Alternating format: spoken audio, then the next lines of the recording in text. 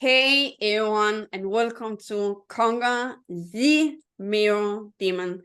My name is Tanya Anderson, and I'm your host. And today we have a very special guest. I have been in her email many times to really get her on this amazing summit because she have a wisdom, she have a passion for me that is very interesting. And I was like, oh, there's something that's calling me to really get connected with it. That's why I believe there's like 1 year since we have get connected. So before we are sharing, her name is Gwen. Oh my God, Dittmar, der var lidt bit nervous there.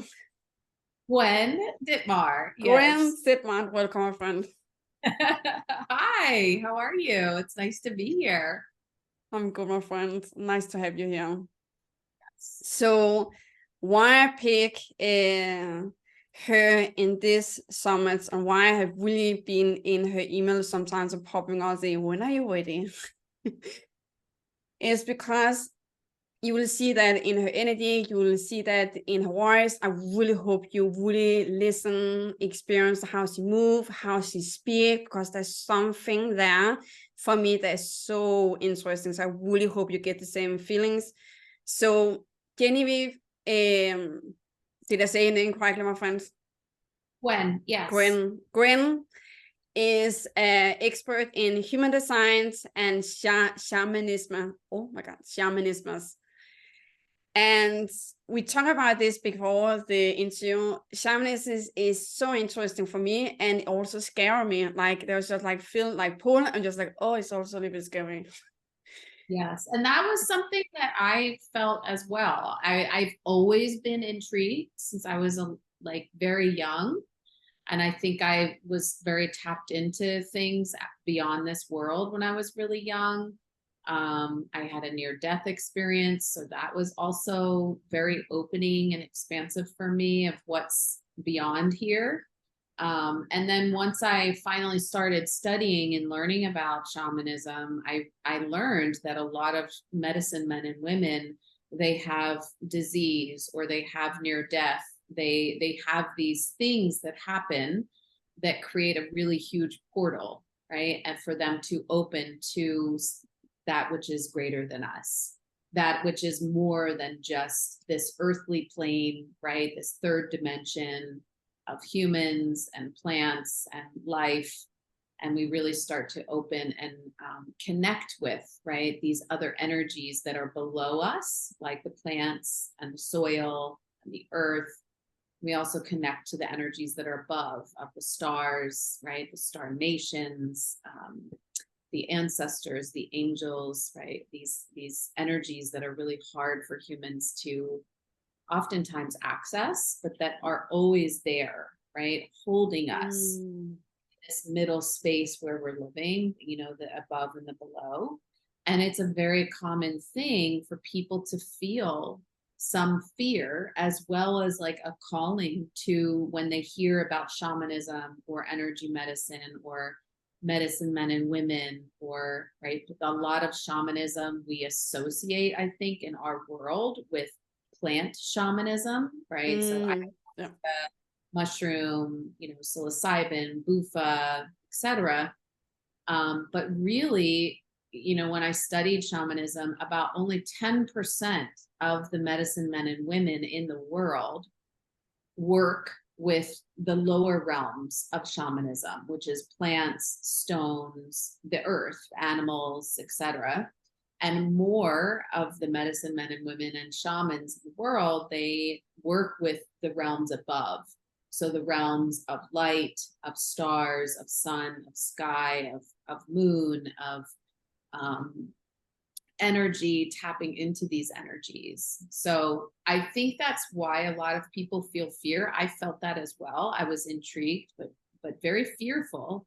And I think it's somewhat of a healthy fear because it's inviting us, you know, I'm sure you know this too. Like as a coach, I know that when someone feels fear, I'm excited about that because I know it's an invitation into let's learn more, let's be curious, let's see if there's what the value is there, right? Is it a fear that's asking you to heal something that's unresolved? Is it a fear that's asking you to learn more and to be prepared? You know, so for me, I realized that the fears, after having gone through this deep initiation and mentorship, is that the fears were valid, right? And they were also based on things that were untrue that I needed to heal. And also what I learned was that a lot of times that fear was just because I was unprepared, even though I had access and I worked in a lot of ways, you know, within my breath work, within my moon mastery, within like my coaching and healing work. I'd already very much tapped into that world and was helping people. But there were also things that I learned studying and being mentored that that I had inklings of, but I never really knew why. And I never really had a full connection or true initiation. And so now that I have those basic tools and they're very practical, they're very tangible, like I love sharing them with my students and with my clients, because then you build these foundations so that once you start to open to even bigger realms, you are prepared. And there also is a level of unpreparedness when we step into the unknown and we step into the divine and we step into these other realms. It's not like the third plane. So I find that those tools also build our resiliency so that once we arrive there, it can feel scary, it can feel unknown. And sometimes, you know, initiations happen of like very big things in our lives, right? We know from like Joseph Campbell or just the hero's journey that we have an initiation, then we kind of move into the darkness of it. And then we start to come out into the light, even though we're not fully there yet, but there's like starting to be like more sweetness and integration. And then we kind of have this pop of like, oh, okay, now this is something I can share. Now this is something I can really embody in my life. So I appreciate you sharing, you know, vulnerably and honestly that it's exciting to you and it's also somewhat fearful because that's real. And, you know, we were also kind of sharing about human design. And I love human design as well. You know, I went through a certification with Karen Curry Parker, and her business is called Quantum Human Design, where she takes a lot of the foundations from the person that downloaded all of it, Ra Uru Hu, and she really takes it into like now where we are in our evolution, right? So that there's a lot more quantum to it than maybe just the original of how it was downloaded. And, you know, what I see the similarities in human design and in shamanism is it shows us human design is like a map, right? It's Vedic astrology. It's the Chinese I Ching hexagram. It's the Kabbalah tree of life. It's quantum physics. And it's also the Hindu chakra system. And it's all downloaded into one system. And you see your body chart. You can see all of your energy centers. You can see where these unique I Ching hexagram gates, right? And the natural energies that you carry. There's also channels where you can see the natural energy that you carry. You can also see through all the different planets and like why your soul incarnated here. You can also see what's like really ideal for you with your digestion of not only just food, but also life. You can see your environments that are ideal for you so that your system can relax and really receive and be in its highest frequency. You can see how your brain works and how you manifest and how you learn best and how you communicate in your business and your relationships. But like what I love about it is that the experience that you had right before we got on, I gathered your information, I downloaded your chart.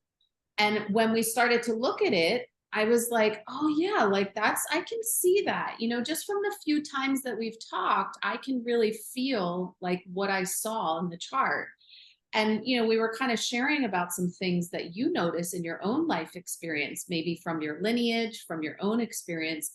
And what you were able to see was like, wow, like the lived experience that I have of like, maybe when I feel like there's too much coming at me and I need to just like go to myself, you were able to see that in your chart. Like it was clear.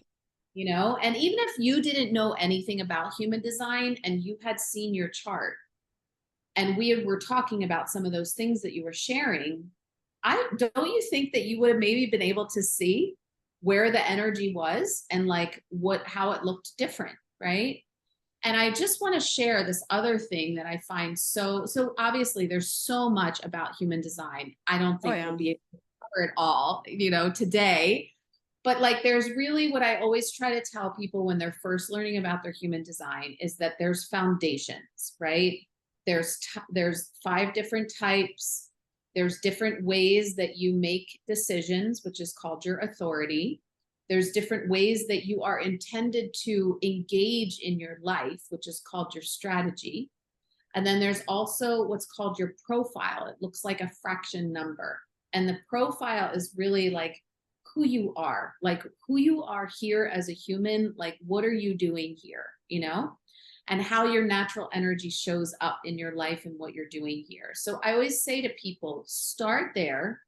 Those are the foundations, right? That's like just and you can I spent years there before I went into my training and certification because it's such a rich philosophy, right? And then what I would say is there's all these other things that I just mentioned, right? There's all these planets and there's personal health and there's energy centers and like where your vulnerabilities are and where your shadows are and how you can start to look for those things where your gifts are. But there's this other thing in human design that is called the incarnation cross. And it's your soul and why it incarnated here, why it incarnated into your unique lineage, your unique human experiences. And it also takes into consideration your other lives and why you chose this one. And what I love is to read this incarnation cross to people so that they can like see if there's any validity, if it resonates, right? If that's part of like a lot of storylines in their life. And for a lot of people, that's what they start to realize is like, wow, this energy, yes, it does tend to show up, you know, in my life. This has kind of been a theme. So yours, I'll just read it. I won't say what it is just to honor your confidentiality, but it says you have the ability. This totally relates to what we were talking about before we pressed record. It is me. It's yours. And then I'll read mine. So that I'm being transparent as well. Okay, go for it. You have the ability to draw people's attention away from what they're doing or thinking. This is great for someone who's trying to help people who are lost. This energy can be sometimes a bit of a problem because you may notice interruptions. You may receive negative reactions from people. It can also be focused inward and result in you distracting yourself from whatever you're doing. Ultimately, you're drawing others. You drawing others is what stimulates you. I mean, you doing the summits, right? Like this is, I don't know what your personal experiences of doing the summits, but I would imagine, I know you've done multiple ones, so I would imagine there's something about it that you like, that's of value. And I love that this incarnation cross is really about like helping people who are lost and helping people who are distracted, kind of like coming back and like helping them changing what they're doing and changing what they're thinking. Your human design type and strategy, which are part of those foundations that I mentioned, right? So you want to use those whenever you feel distracted, and then you're going to be able to come back more to your own success and like really welcoming yourself home to yourself. So that's yours. And I'm just curious, like, does that resonate for you? 100%. Yes.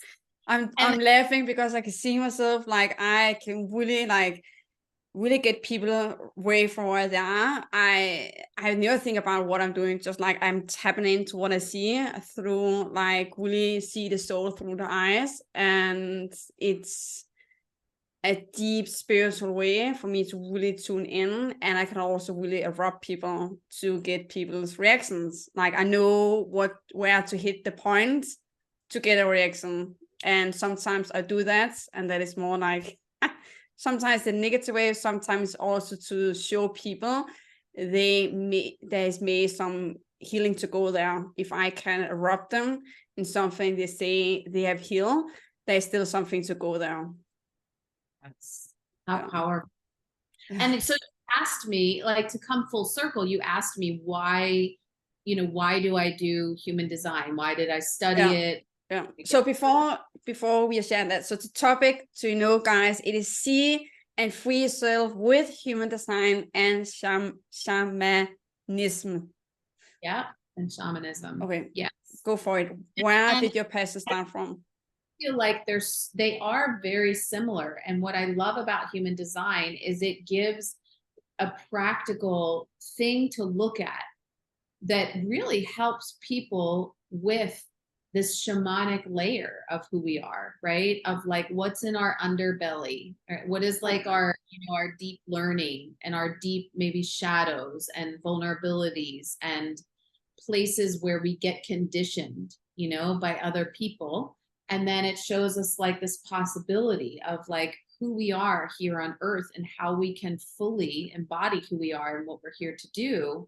And then also being able to open to these other realms of, limitlessness and possibility. And, shamanism allows us to do this. It allows us to see the unseen, right? And truly, I think what's also, I didn't mention this earlier, what's like probably really scary for a lot of people with shamanism that I don't think they realize, which again, I think it's a little valid, but there's ways, right? There's ways to support yourself and to have tools that you're not lost in the realms and, encountering dark energy and stuff.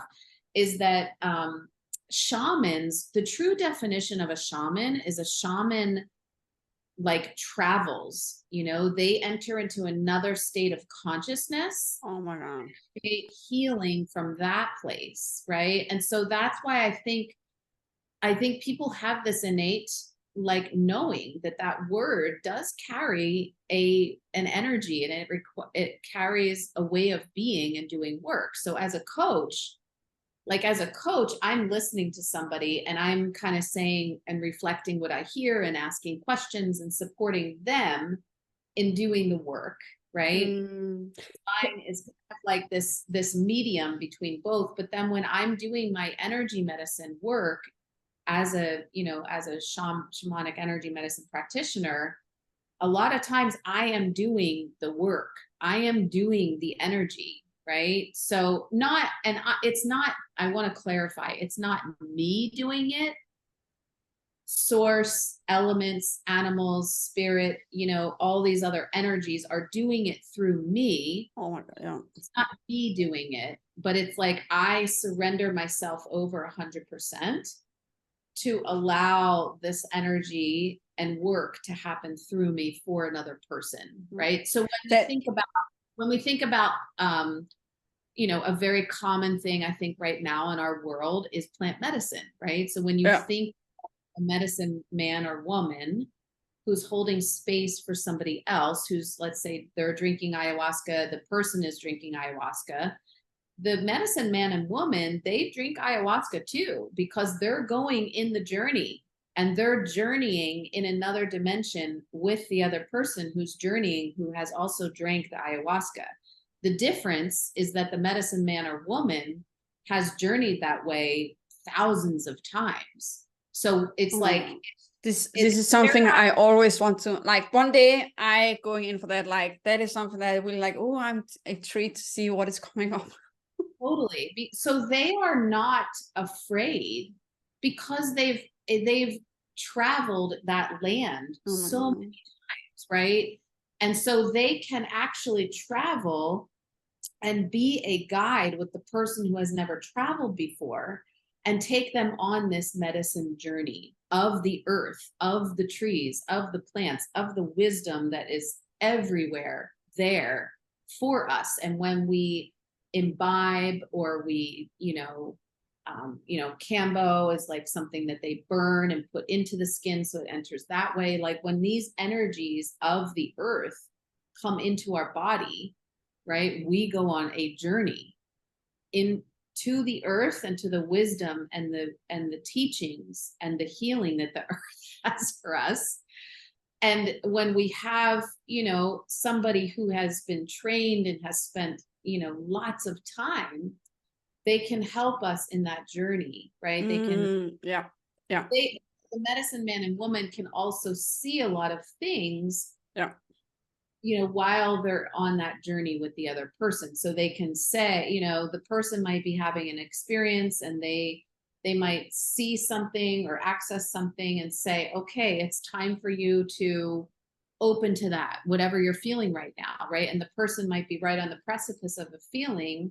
And because the medicine man or woman has already seen this, they can invite them into it and bring even more healing, right?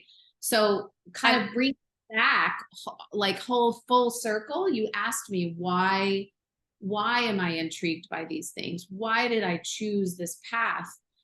Is because like I always had this innate knowing. So I kind of like you did when I read your incarnation cross, right? But like mine was a little bit different. And I always knew these things. And I always felt like I wasn't fully on path, even though I was like a little bit on path. And it was when I finally surrendered.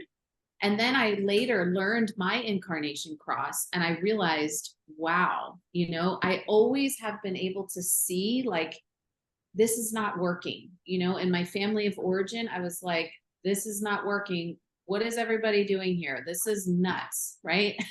And then when I moved like out and I became a 20 something, I felt the same thing. And then when I became like a 30 something and I started doing a lot of this work, so my cross carries the energy to point out what is not working in society as a whole. You're here to demand that somebody take action and to rectify the problem or the solution.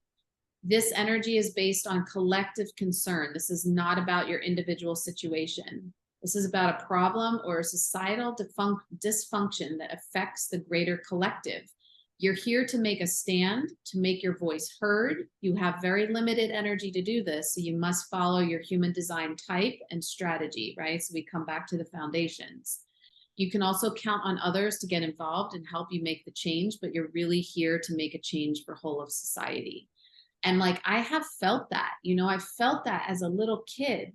I felt that as like a 20 something. And I really felt that when I started opening to this work of, wow, everybody's missing it. You're missing it, right? And I feel little urges of that every once in a while. And I have a big urge about that now, about shamanism. So I will say, what a beautiful synergy between the two of us, right?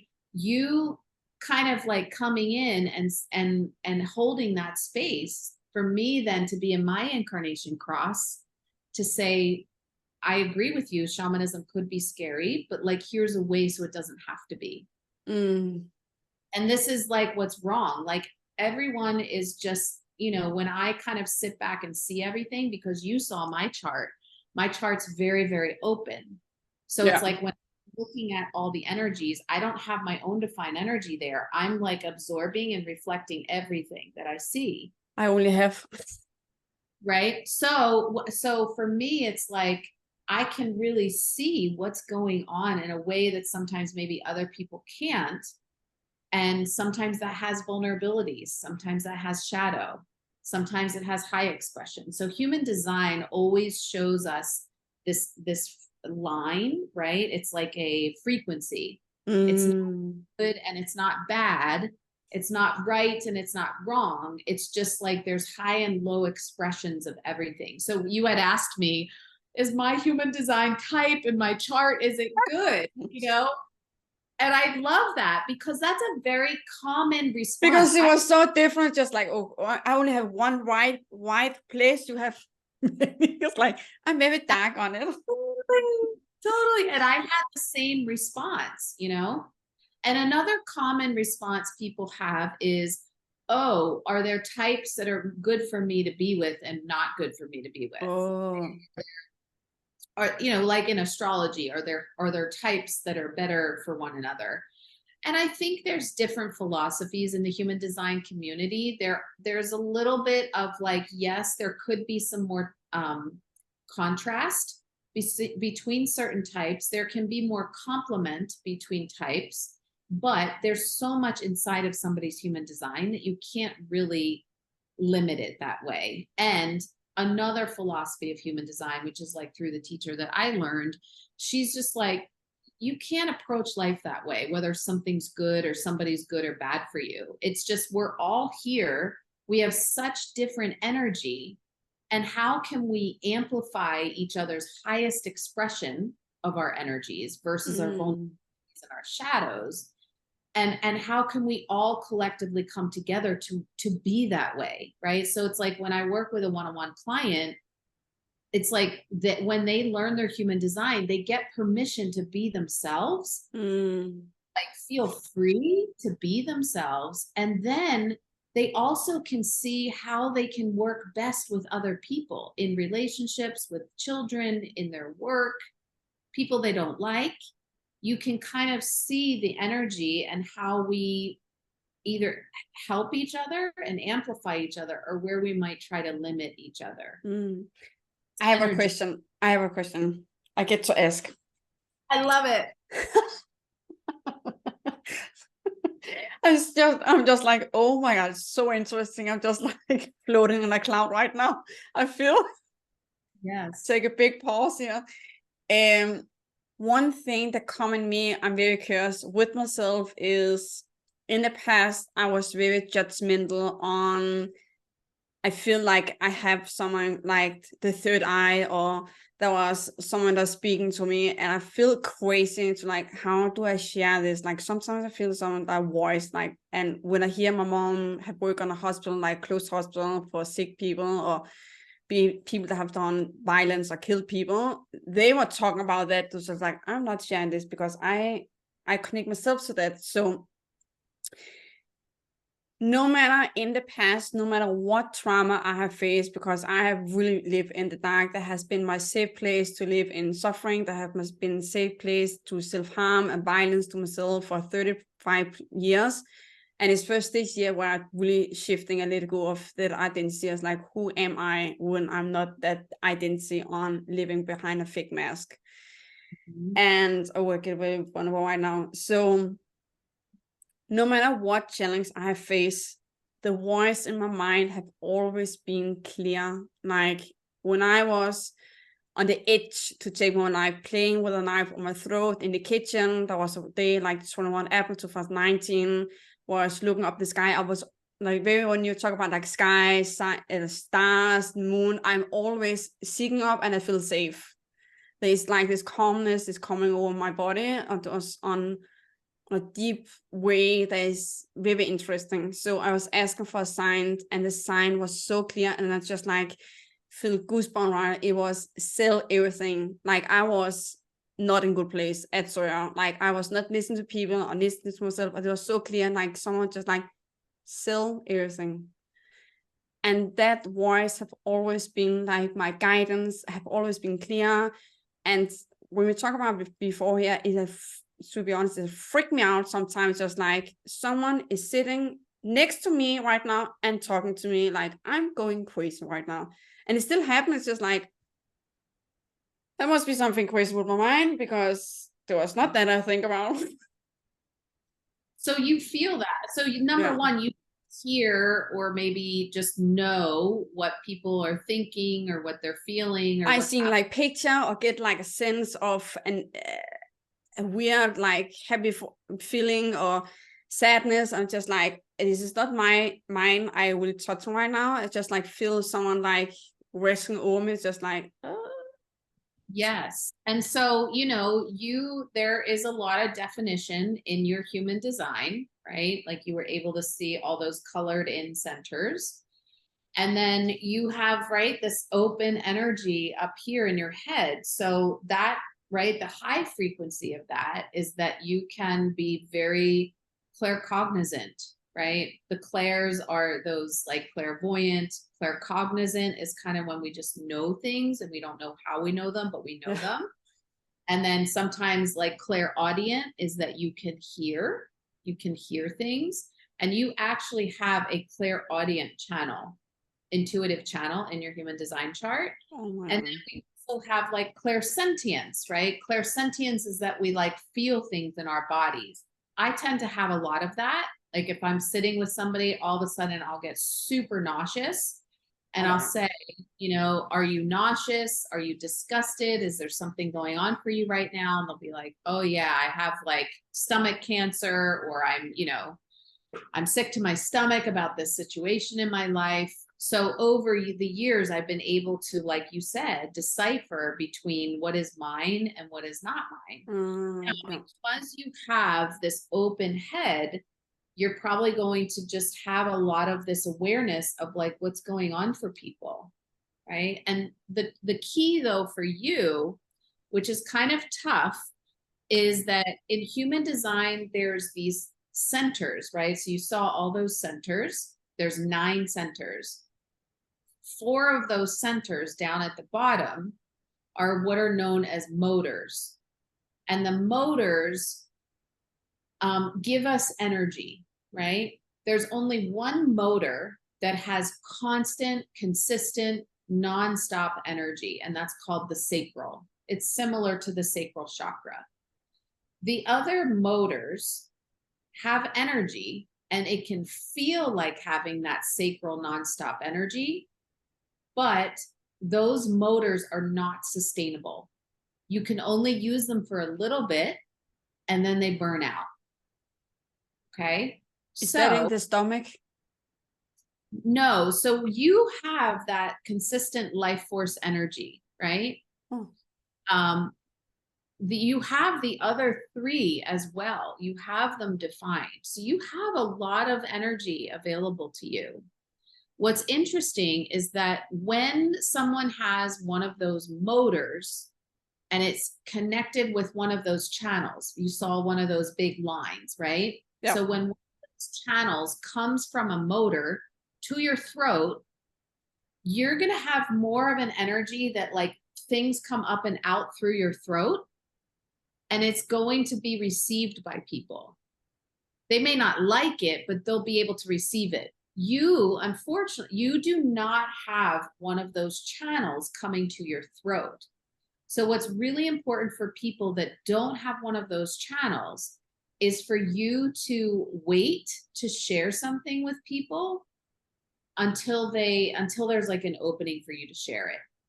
So for instance, let's say for instance, you're sitting with a client, and you're picking up on something, or you were sitting with me before we got on, when we got on, and you're picking up on something, right?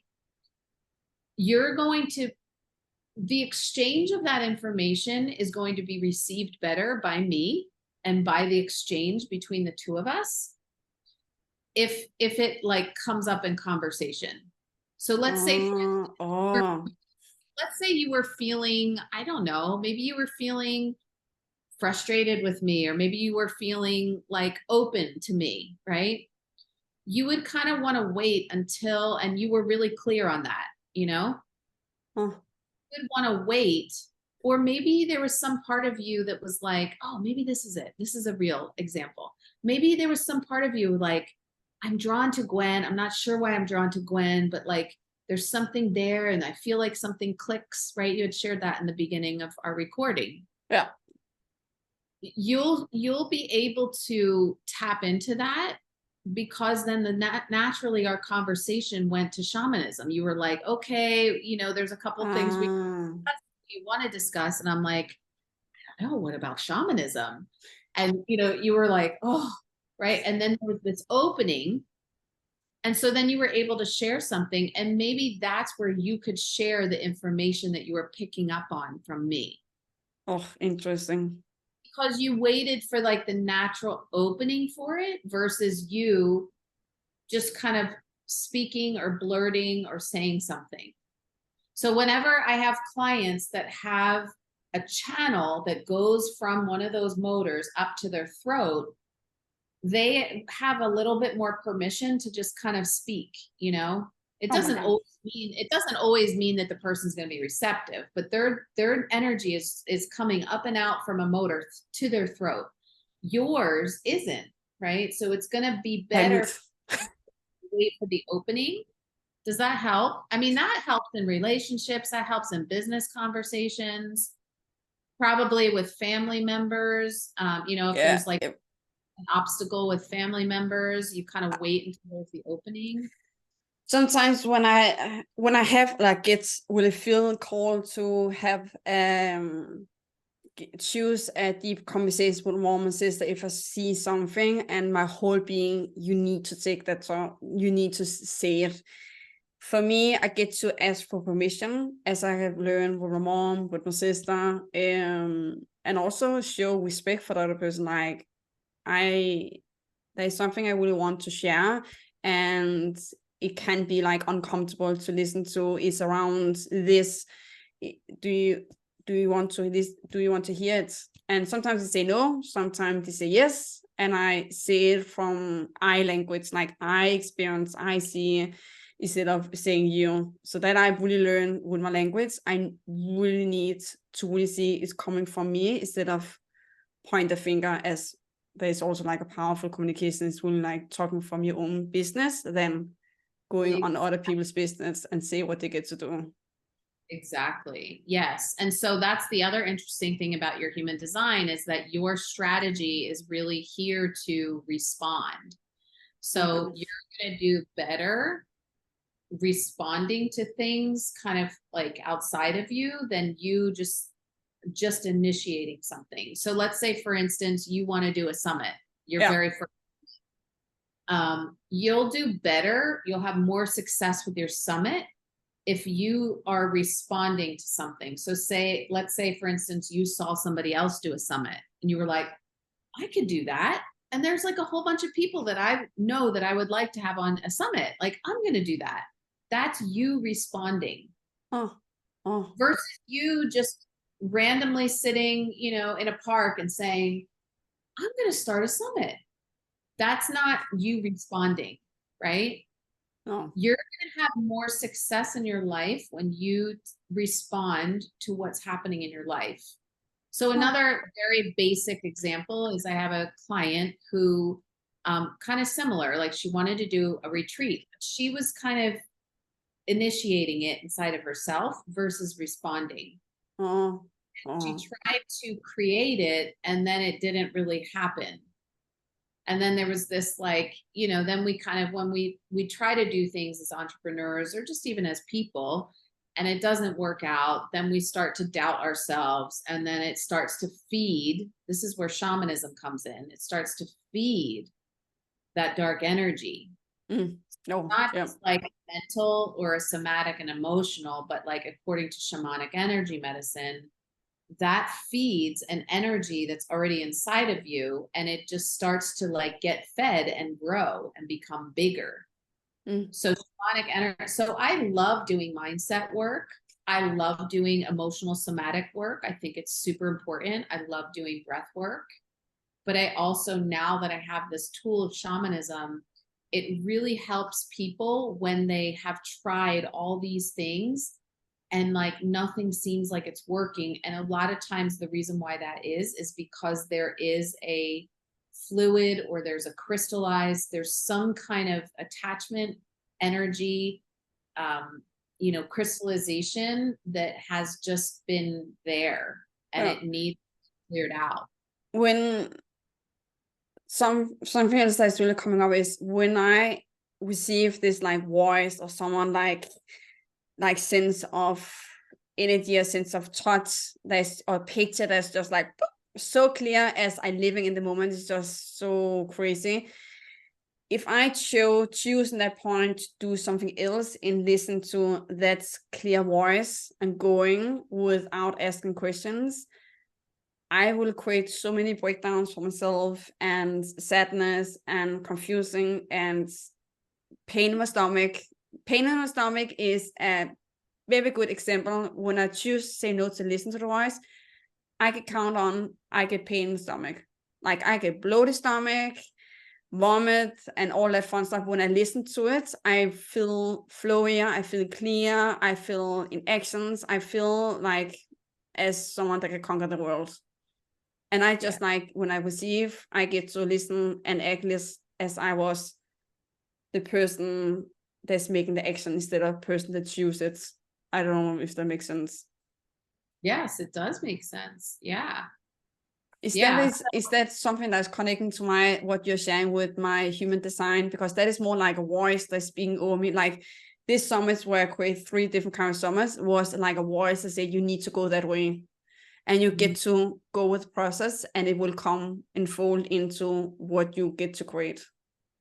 Yeah, I mean, you have also very like receptive kind of like fluid energy. You have one energy in your chart that's like very like your environment. You really like things like organized and detailed and focused, and like even in your like physical environment, probably in your work, but then in your more of like your brain, there's a lot more flow, there's a lot more fluidity, there's like kind of this like big picture, this like expansiveness. And when you're feeling when you don't follow that, yeah, it's like your energy is pretty defined. So it's kind of like, it's like giving you this very clear message of like, no. Yeah. Oh yeah. And I get it in my stomach. It's like, that was the wrong choice. Yeah. Yeah. And does that come in pretty quickly, would you say? Oh yeah. Yes. And the reason why straight that with the same is just like, okay, I get to change my way now. And it's just gone. It's just like, do they leave a person in my stomach, or what is happening down there? You in the spleen, right? So there's 2 of the 9 energy centers. The other thing that's really cool about human design is that it takes into consideration how we evolve as humans and as a species. So instead of it just being 7 energy centers like the chakras, there have been splits in our energy because we are evolving. We're evolving out of just having a solar plexus. And those 2 energy centers evolved into the spleen and into the solar plexus. So the solar plexus, the spleen is more of like the primal, instinctual gut.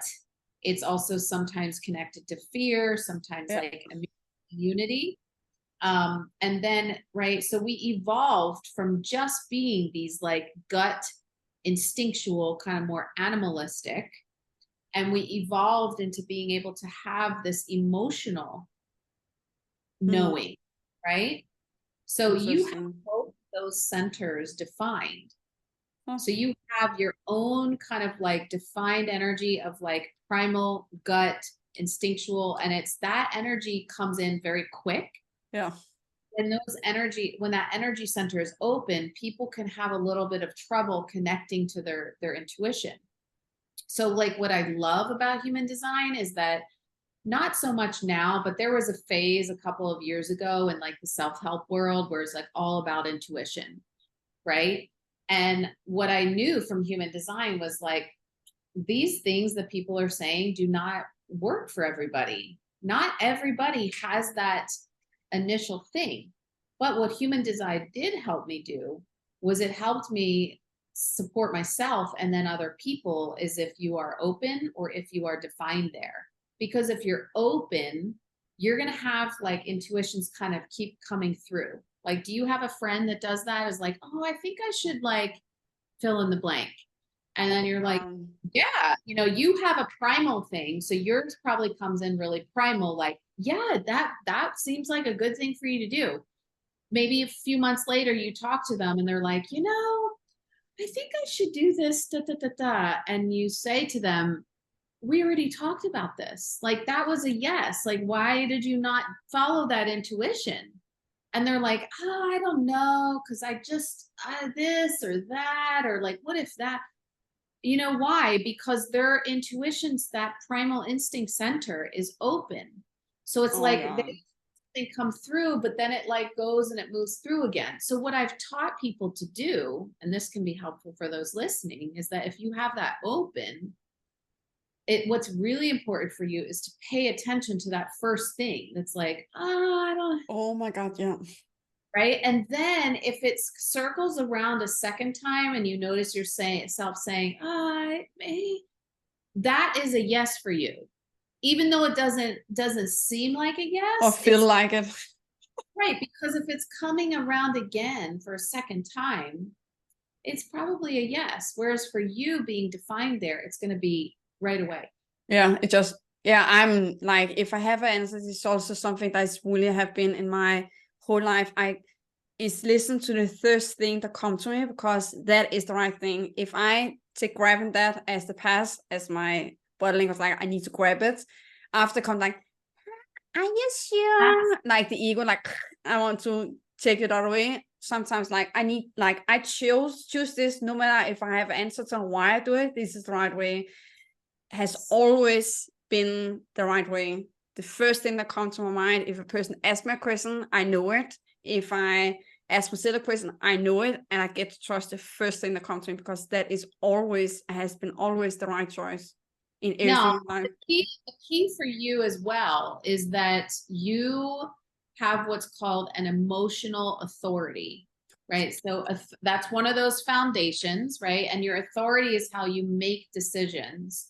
So you're going to have this other energy center over here, that solar plexus, and emotional solar plexus being defined there means that you probably will have a lot of feelings. Yeah. You might have a lot of emotional waves, right? And any given day, or about any particular decision that you make. So what's really important, because you have this spleen defined and you know that primal instinct thing right away, take that with you, but you're really meant to make decisions by allowing all this emotional wave stuff to happen. And pay attention to the thing that's most common.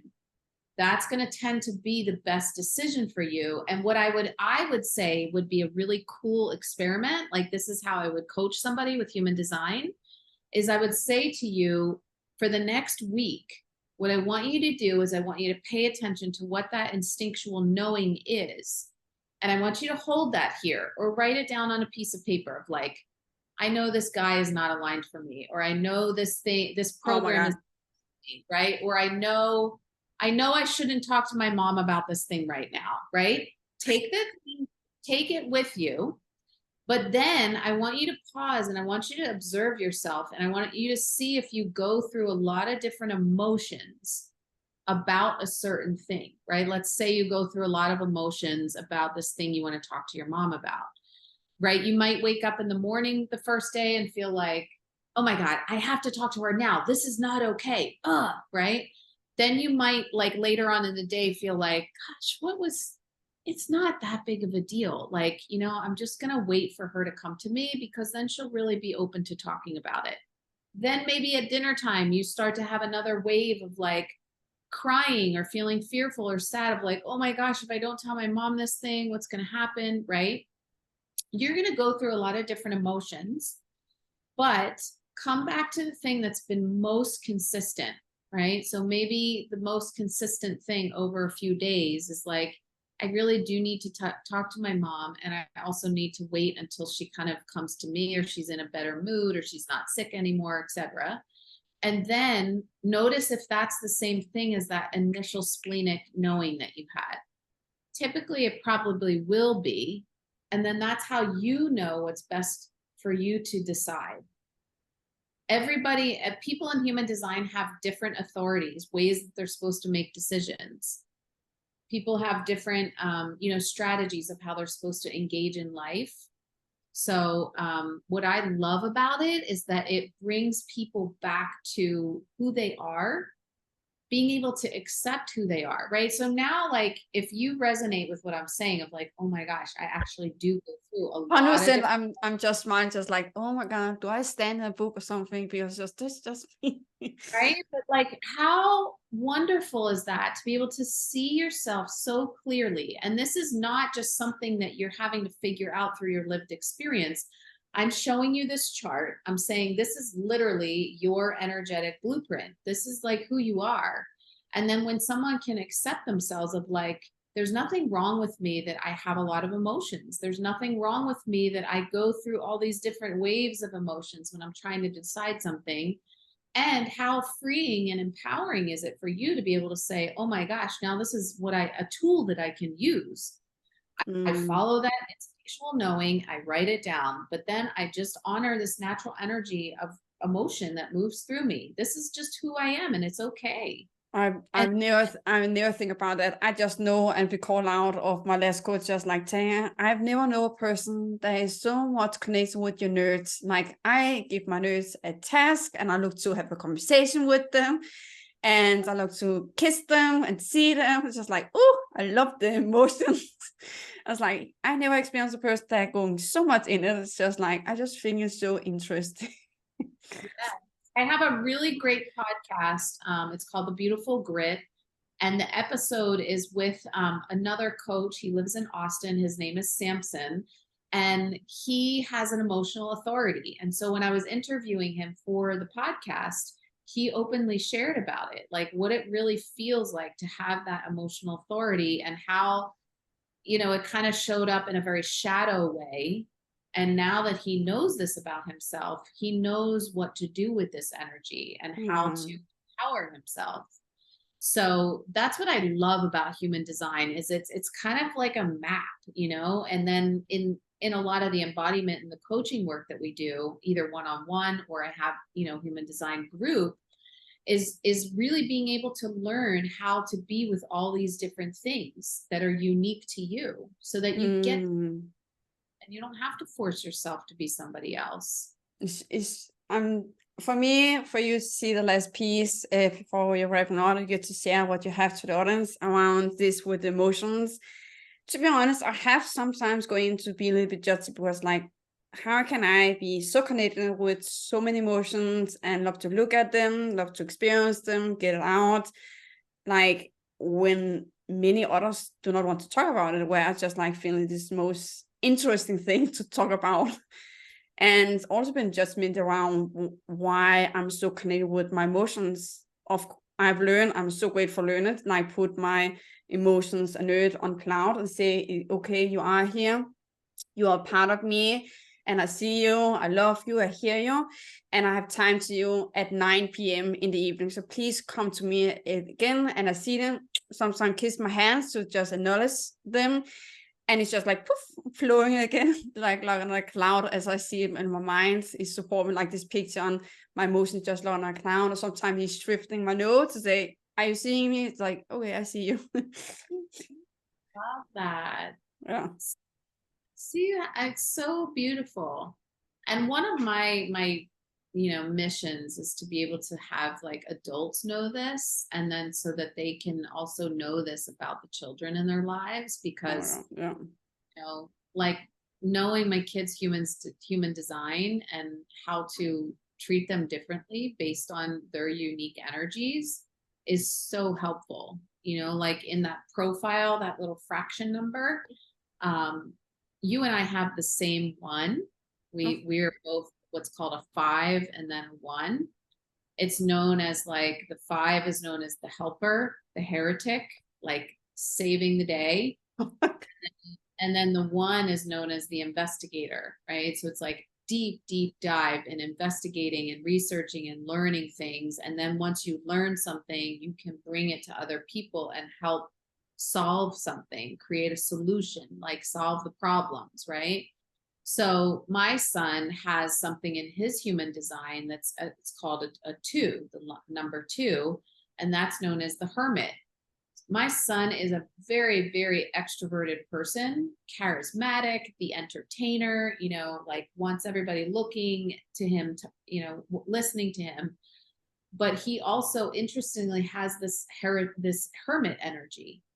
So what I notice about him is like after he's been at school all day and like, being the entertainer and like the charismatic and the friend and the connector and everything, when he comes home, it's so nourishing for him to go into his little like man cave room. And he just shuts everything off, and he like really has to have that. If we try to do something after school, it was so incredible to watch it. Like, he just gets super cranky, super out of who he is, right? And into the shadow of who he is, because he needs that time. He loves being extroverted. And it's not that he just really needs that hermit. And then interestingly, the hermit also pulls him back out. So like after a while, when he's not there, everybody's like, where is he? And that's what naturally draws him back out. So I think it's incredible. It's an incredible tool that gives people permission to be who they are and to know who they are and to be free. Oh my God. I get to learn. I'm just like, I love it. I'm so happy that you were open to me running your chart and to us being able to talk about it a little bit, because I think that makes it real. It makes it authentic. It makes it embodied. And then, you know, the listeners, like, you're going to be able to hear what your lived experience is like, and why it was helpful for you to know this about yourself. oh my God, it gave also now I gave me also before the call, like it gave me so many answers on why I do as I do and why I have that thought and my emotions, because sometimes I stuff it down, just like, and now it's just like, it is part of me. And if I choose, sometimes I choose, like my stomach will react on it. Just like, hello, are you seeing me? And it's just like, there's something I'm not watching right now. And my stomach, like, I get sitting down sometimes, like, okay, I get to go for a walk and clean my energy and be connected with nature, because there's something I'm not paying attention with right now, because I can feel my stomach is going crazy. And I go in nature and I'm just like, feel like I'm a clean baby afterwards. Like I feel my body have clean, like inside and out, I just feel clean. And I'm just ready to do work again afterwards. I'll tell you that you are using one of the shamanic energy medicine tools. Like a very practical tool is, you know, I showed you my mesa. I showed you my cloth and all my rocks. Yeah. Rocks, you know, are like these incredible helpers. Yeah. I mean, all my rocks here. I have so many. I have one.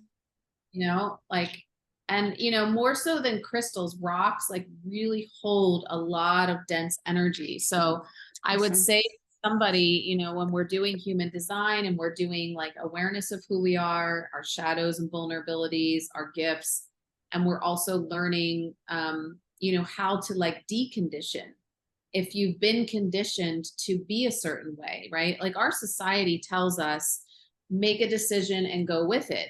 Our society doesn't really, if you think about work, responding to emails, text messages, immediacy of things, that's not really supportive for your particular authority of how you're meant to make decisions. Your decision go through the wave first and then have time to listen to like, what is that more consistent message? So in human design, we do a lot of deconditioning, right? How we've been conditioned by our families, our lineages, our cultures, religions, races, our, you know, society, and then learning how to like be able to release these energies that are no longer ours, right? So I would tell somebody, if they feel like they are too emotional or there's something wrong with them, or like, why am I like this? Why I have all these emotions, it's so uncomfortable, etc.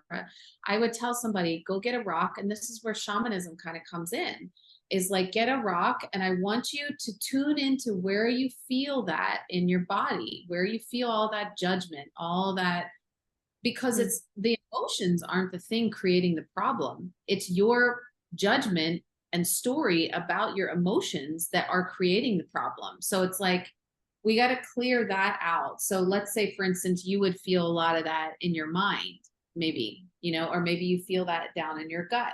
Oh, so I would 100% down in my gut. Like, there's the first place, like, oh, now it's happening and it's going up in my mind. Exactly. So bring the rock down to your belly and just start doing some breath work, right?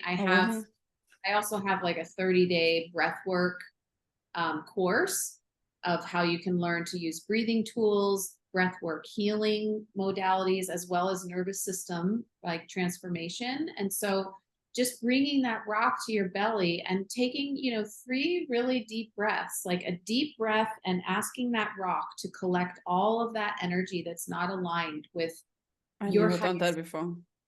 right? And then as you breathe out and you exhale that energy, it's also really important to make sure you have another rock nearby, or a fire. Because fire. yeah, either one, because you want to use the energy of nature to support you with your healing. So because nature, we know that nature is infinite. We know that nature is like a resource that doesn't go away. So when you ask the rock to, go on your belly, and it's going to pull the energy for you. And then if you're using the power of your breath, we know that breath is life force. Without it, we won't be here, right? You can not eat for a few days. You can not drink water but if you hold your breath, you only have a limited amount of time. So you're going to use your life force of your breath to pull this stuff up, and then you're going to use another rock, or you can use a fire, right? So you're going to breathe that energy on it. Yeah, and you're going to let the rock like carry, pull that energy. This one's pulling it up, and then this one's allowing you to, it's going to help you. It's going to take it for you. What what I tell people with breath work, when I do my breath work training, is like, you want to be super clear about where you're sending your breath to, because when we send our breath out, we are sending energy. And if you're negative, right, or you're feeling a demon, you're feeling a, that part of you that you don't like, and you're like, okay, what you've just done, if you've just sent it out into your environment, your home where you live. And now with those particles of energy that are carrying that negative energy, they're going to find places, right? Oh my God. So we know this too. Listen to this. This is crazy, right? Did you ever notice that in ancient, indigenous, all over the world, there are never places that are straight angles. Everything is circular, right? You think about huts, you think about tribes, you think about fire ceremonies, you think about places. Yeah. So when all of our current humanity, like, we live in a lot of straight angles. Straight angles trap negative energy and they stay there. Circular energies, that's why when you're in a healing circle, it's really ideal to be in a circle, because the energy, whether it's a negative energy, it can't hide anywhere in a circle. It's going to be seen by everybody in the circle, right? So like, I live in a home that has straight angles, like, it's not ideal. But so what happens, and then we've also seen this through science, right? Science is showing us now that our homes are toxic. People are getting sick from our homes, right? Materials, environmental toxins, mold, because all these negative energies get trapped in these angles. And so ways that you can help yourself with this is to have elements of nature, right? Like, I have that. I always have like plants, I have water, right? And then I also have earth through rocks, and I also have fire and air through candles. I don't have fire. Nope. And healthy candles too, not toxic candles. But so when we use these energies of nature to help us, right? So even if someone's having a bad day, they just got into an argument with a loved one in their home, make sure that you do fire, like breathe it into the fire, let the fire take it and turn it into ash, and then turn it into the, right? Or use a rock, like breathe it into the rock. The rock is so dense and beautiful, and it is an incredible helper. It doesn't matter how big it is. It can also be like a small one. Oh, I have little ones too. Okay. Yes. I have big one. So when you do the deconditioning through your human design, right, you're just going to also bring in the power of your breath and bring in the power of nature. right? That's really what shamanism is it's opening into other realms and seeing things that we don't see with our human third eye, our human third plane eyes and bodies, but that we can really open and access to these things. And I think people are more and more and more. And so I just want to be a place and a space and a guide for other people to be able to learn and to lean so that they can move beyond some of these old archaic ways of having to be human on the earth. There's so many other ways that are ancestral, that are ancient, that are indigenous, that are truly incredible. And the other thing that I've learned through like the foundations of shamanism all over the world is that there are core components. So whether you're with a medicine woman in Romania or in Ireland, or an indigenous here in the United States or Mexico or South America, Aborigines, Africans, right? It's like there's very common modalities of ways of entering into these other states of consciousness that they use all over the world, regardless of the culture. It's usually like drumming, nature, breath, fire, right? And look at those. Nature is earth. Fire is fire, sun ceremonies, sweat ceremonies, sweat lodge ceremonies. Drumming really brings us into this rhythm of like breath, that's like in our yeah. So all of these ways of connecting to this other perception that we all have access to. It's just a matter of learning who we are as a human, being in acceptance of it, freeing ourselves, and then we have all this bandwidth and capacity to connect to like these other realms of who we are. This topic, I'm just like, please say more. Like, I just feel there's like, so many aha moments here. Oh my God, this topic is big and huge, and I really love also like the 5 element of nature. Like it is a power, like nature is so powerful. Like the biggest tool that really has healed my life, no matter what I have been in, what I was, is really being in nature and touching nature, put my hands in the ground, hugging a tree, sit up a tree, and just feel every time there's wind on my cheek, this is my dad that's saying like I'm here, and it just make me so calm in no matter what I'm facing. And see the stars, always feel home, is always feel I'm not alone. So if I feel alone, I'm always look up the stars and just gone that emotion, because I'm never alone. Yes. Yeah. Well, there's, nature, your connection to nature is definitely probably an invitation into something deeper. So 100%. I know that it's a little bit scary, to be honest. It's like, that nature is calling me. So it's so interesting. When I was a little girl, I sit on the floor seeing this big TV. There was a person that was saving the rainforest, saving the animals, and my whole being was just like, that is me. And to be honest, this is where I'm going, is to be in the jungle and be a voice for what is happening out there, and be a motivation for people to change life, because the nature is just calling me. I really believe I've been the animals in my past life, because I'm so deep connected with nature and animals, and I just feel home compared to in here. I just feel home, and I work so clear when I take my computer outside and sit in the grass. Like I work so fast, so clear, so specific compared to inside. I can feel sometimes like something is over me. Yes. Oh, it's just so interesting. Oh my God, this topic is there's so much stuff in it. Thank you for having me. This was so much fun. I love it. You're tingling. I was just been like, I want, please say more. I know it's times just go over time, just like, it's so interesting this year.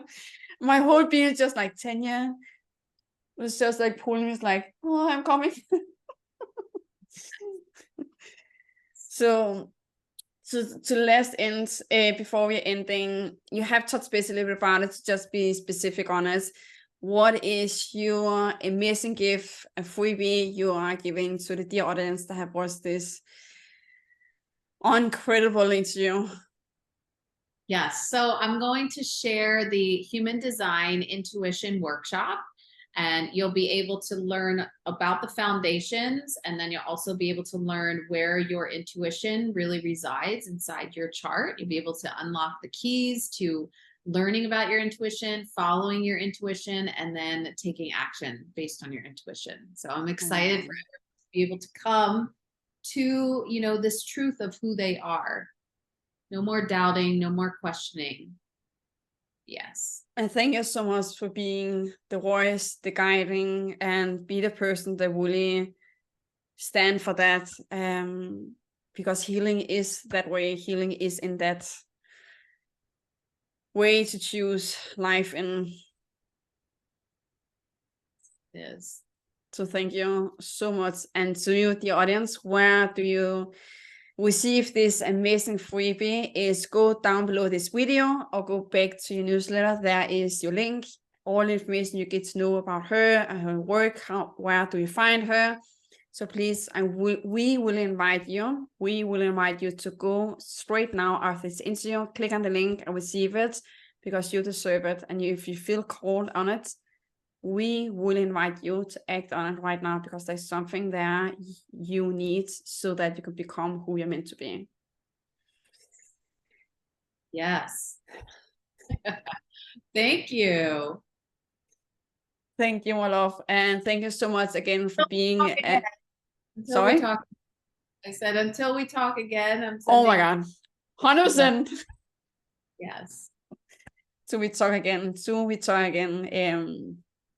Thank you for bottom of my heart, for being a part of my life, being part of the summits, and be a healer and a friend and a voice for the voiceless, where we get to go. So thank you so much for being that person for me and for others. Having me, and thank you for your patience. And yes, just it's an honor to be here with you. Thank you.